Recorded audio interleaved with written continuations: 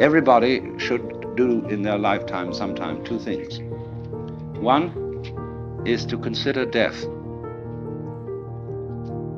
to observe skulls and skeletons, and to wonder what it will be like to go to sleep and never wake up. Never. That is a very gloomy thing for contemplation. But it's like manure. Just as manure fertilizes the plants and so on, so the contemplation of death and the acceptance of death is very highly generative of creative life. You get wonderful things out of that. And the other thing to contemplate is to follow the possibility of the idea that you are totally selfish. That you don't have a good thing to be said for you at all. You are a complete, utter rascal. Now, the Christians have avoided this, because although they say in their Episcopalian form of confession that we have erred and strayed from thy ways like lost sheep, and we have followed too much the devices and desires of our own hearts, too much, we have offended against thy holy laws, we have left undone those things which we ought to have done, and we have done those things which we ought not to have done, and there is no health in us. But it ought to be different. And we're going to do our best to amend with the help of God's grace. That is a real con act. Because if you equate health with genuine love and perfect unselfishness, then in that sense there is no health in us when we look at ourselves from this point of view. Now, when you go deeply into the nature of selfishness, what do you discover? You say, I love myself, I seek my own advantage. Now, what is the self that I love? What do I want? And that becomes an increasingly ever-deepening puzzle. Now, I've often referred to this when you say to somebody else, I love you.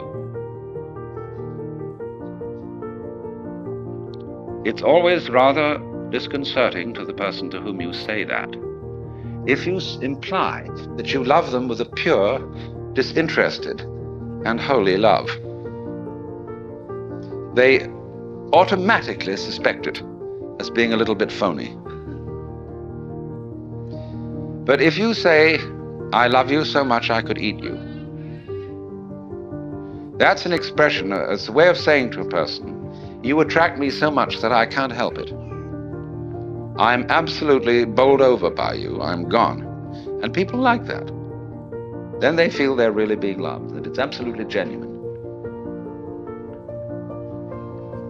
But now, I love you so much I could eat you. Now, what the devil do I want? I certainly don't want to eat the girl in the sense of literally devouring her, because then she'd disappear.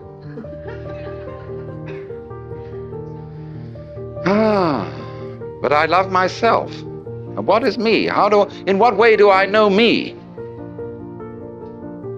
When it suddenly occurs to me that I know me only in terms of you. See, when I think of anything that I know and that I like, then it's always something that can be viewed as other than me. I can never get to look at me, real me. It's always behind. It's always hidden. And I really don't know it well enough to know whether I love it or not. Maybe I don't. Maybe it's an appalling mess. But certainly the things I do love and that I want from a selfish point of view, when I really think about them, they're all something else that's in a way outside me. Now, we saw that there is a reciprocity, a total mutual interdependence between what we call the self and what we call the other. That's the warp and the woof.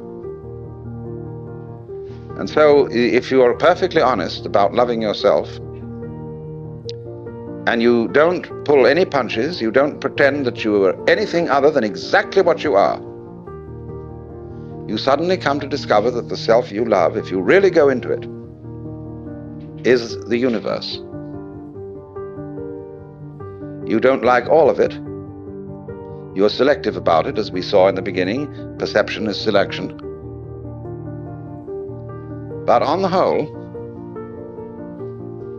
you love yourself in terms of what is other, because it's only in terms of what is other that you have a self at all.